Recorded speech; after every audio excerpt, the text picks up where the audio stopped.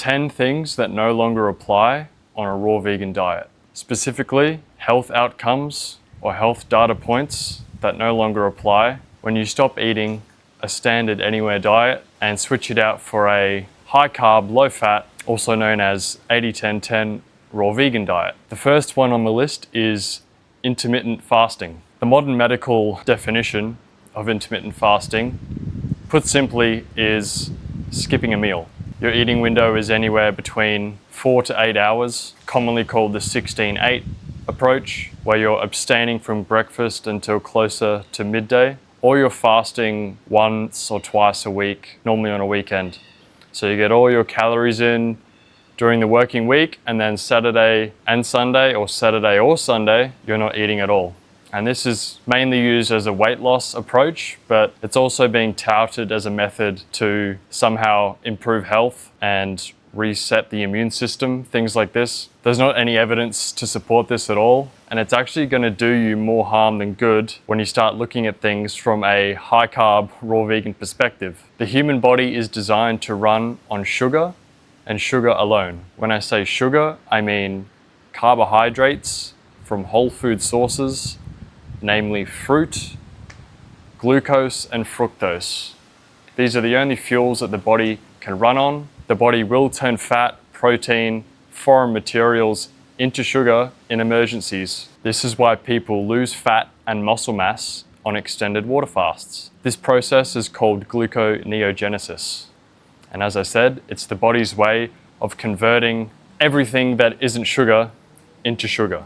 This is quite a taxing process on the body. It's far from ideal, hence why we want to get our fuel straight from the source, from the tree. Point number 2, supplementation as insurance, or preemptive supplementation, or I'm going to take this thing just in case, or I'm going vegan, I've been told I need to take this supplement because vegans are sufficient in this. There aren't any known deficiencies that pertain strictly to vegans, and they're based on the normal ranges, or as I'll get into, the averages of the normal population, the population who are going to doctors and getting tested. There's no reason to supplement preemptively. It's just as silly as getting a mastectomy because you might get breast cancer. Makes no sense whatsoever. You're much better off ridding your body of the toxicity that it holds. This is the number one cause of deficiency, and getting your endocrinology and just your whole human body working properly so it can deal with the nutrition that's coming into it and distribute it around the body properly, so you're not getting these deficiencies in the first place. There's nothing that isolated chemistry in a powder or pill form can give you that a whole food can't. Point number 3, normal blood work. This is similar to my last point, so I'm just going to expand upon it in this point. Normal blood work, or what I like to call average blood work, is the average of all the people that go to doctors and get tested. Who goes to doctors and gets tested? Is it the healthy people, or the people who are struggling with their health and have faith in the medical model and taking drugs to get remedy? It's not healthy people, in my experience. These averages are all based on the sickest people. So you can't expect to go to the doctor as a healthy person, eating a low-fat, raw vegan diet, and expect your numbers to align with the numbers that the doctor has in his hands. A lot of people have asked me since changing my diet, have you had your blood work done? You should get your blood work done. You need to make sure that you're not deficient in anything, or that you might need to take supplements for something. I already explained in the last point why that's not necessary. And normally I say to these people, I'll consider it. I might get a home test kit or something like this. I did actually go to a doctor once, just a regular GP, and ask for a blood test, and I was refused. So I don't know what was up with that, but I did seek that service out and was denied. That was before I was fully transitioned onto a raw vegan diet, but nonetheless, it seemed quite an impossible task at the time. But the truth is, it's pointless for me or anybody else eating this way to get a blood test. The numbers are going to be so far out of range, there's nothing for me to glean from that information. It might be interesting to see what the differences are between me and the average, but I consider my levels, or my hypothetical levels, normal, and everything else to be average. Being average is not necessarily good or bad, neither is being under or over the ranges. It's just not something that I need to feel healthy, and I don't need external confirmation to tell me that I'm healthy or not. I feel in tune with my body enough to know that for myself. Point number 4, pretty similar again, normal bone density. Again, the test was devised. Who gets tested for bone density? Normally people who are osteoporotic or have already had an injury, at risk, people over 50, people not in my demographic. I'm not worried about weak bones. I've never broken a bone properly, apart from a fractured thumb from a sporting accident. I'm confident in my body's ability, in my balance, in my bone strength. I'll make another video on this, but I don't partake in any of the 10 to 12 factors that contribute to osteoporosis anymore. So normal bone density isn't something to aspire to anyway. The bone density test gives you a range between -5 and 50. Plus 50 is almost unheard of. Top athletes and strength athletes are in the 25 and above range, 25 to 30. There may be some higher, but I haven't looked into this extensively. But I do know for a fact that the normal bone density is -1,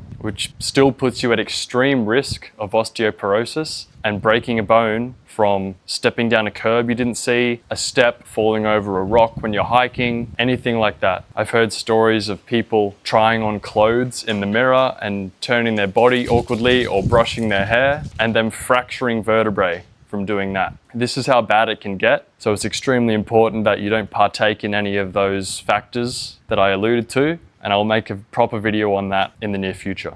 Point 5 is vital signs such as blood pressure, pulse, respiration rate, temperature. These are all going to be out of normal range also. There's not really any point from a gaining health perspective to have these tested and compared. Again, it might be trivial and fun and interesting to see what your numbers are against the standard medical model. And there are a couple of benchmarks that I recommend, such as blood pressure, that you should aim for that differ from the standard medical targets. But apart from that, there's nothing to worry about. If you're eating the diet, all of these things are going to sort themselves out and normalize without medical or pharmaceutical intervention. Doctors tell you all the time how deficient the standard anywhere diet is in hydration. 8 to 12 glasses. Water is used in the body to dilute toxicity. If you're feeling thirsty, that's your body telling you it's reached its toxemia threshold and you need to ingest water, which isn't a natural phenomenon for humans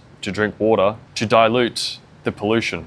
As I've said before, the solution to pollution is dilution. When you start eating a hydrating raw vegan diet where you're not cooking the water out of the food, whereby the food no longer is whole, the water stays in the food and therefore it can go into your body and hydrate you naturally, along with all the other things that come in those foods. You don't need to reconstitute, for lack of a better term, the water afterwards, where it's separate from all the other nutrition and it can't be utilized as well, and most of it will just be urinated out.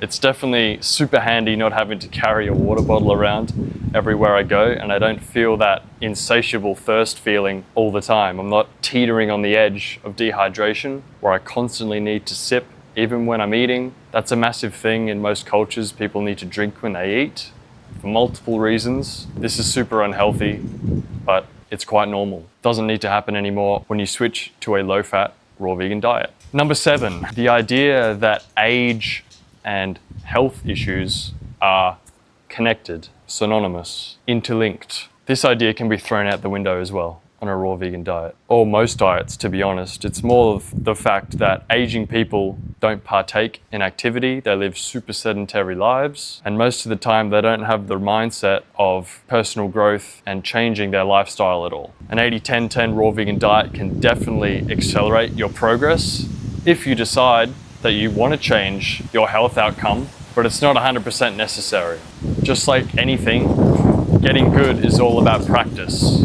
Health is the same. Are you practicing health, or are your habits reinforcing the health that you've already got? There are no excuses to be made. You need to look at your current health outcome, seriously ask yourself, is this what I want from my life? If not, you can change that. Moving right along to number 8, genetic disease. This is pretty similar to the concept that age and dysfunction are one and the same. There's a correlation, but it's not causation, just as the same with genetic disease. Genetics is basically just lifestyle inherited down through the generations. Family lineage partake, for the most part, in the same activities going through time. So unless somebody breaks that, stops partaking in those habits, then their genetic predispositions will continue. You probably will get cancer if your relatives had cancer because you partake in the same things and you've inherited the same endocrinology and lymphatic system that they did, especially from your mother's side. Goes back to the previous point, if you're unwilling to change what you're doing, then you can expect the same or similar results. But there's no way that a doctor can tell you your mum has cancer, you're going to get cancer too. That's not a sure thing, and it's completely up to you to change that. Okay, last 2 points. Waiting to eat after exercise. This is related to the first point that I mentioned about sugar and our body's insatiable desire for it. Think of how your body uses sugar as a car fuel tank. You can only fill it up so much before the fuel starts spilling out of the nozzle and it's all over the floor and it's a waste of money. There's no point putting any more in. It's the same with sugar. If you eat too much, it's going to get stored as fat, which then can be metabolized later, as I described. But there's no necessity for having to wait after exercise for fear of feeling ill or putting on weight. You want to top up this fuel tank as soon as possible so as to protect lean tissue, connective tissue in the body. It's around 1,500 calories for males. So every meal you want to be topping up that fuel tank so you always have energy, you're always ready to go, your reserves are full, and your energy level stays high and constant. This is best done, of course, on a low-fat, raw vegan diet, super high in fruit sugars, sugars that can be used and assimilated super easily by the body. There's no complex breakdown process when you're eating refined carbohydrates from bread, pasta, corn, potatoes, things like this. As I said earlier, you're getting it straight from the source, and it's the best possible fuel for human beings. The last point is too much sugar ruins appetite. I don't know if anybody else heard that when they were a kid. I'm struggling to remember. I didn't really eat many sweets when I was a kid, but I've been told over the last few months that it's quite common for people to be told as children, don't eat too much fruit, you'll get full and you won't eat dinner. That's exactly my point. You want to fill up on sugar. Sugar is inherently super satiating, so that is what we should be filling up on. There's no need to save room for these other foods later on that are just gonna bog down the system and over time create dis-ease in the body. Follow your natural instincts like you did more when you were younger and you'll be in far better health going forwards. So they're the 10 things you can throw in the bin on an 80-10-10 raw vegan diet. Now that you're aware of them, you can take those strains of thought and leave them to the wind and start reaping the rewards of a low-fat raw vegan diet for yourself. So thanks for watching. If you have any questions or want to talk to me one-on-one, you can book a call through the link in the description. And if you want any of my other free resources pertaining to training and diet philosophy, they'll also be in the link below as well. See you next time.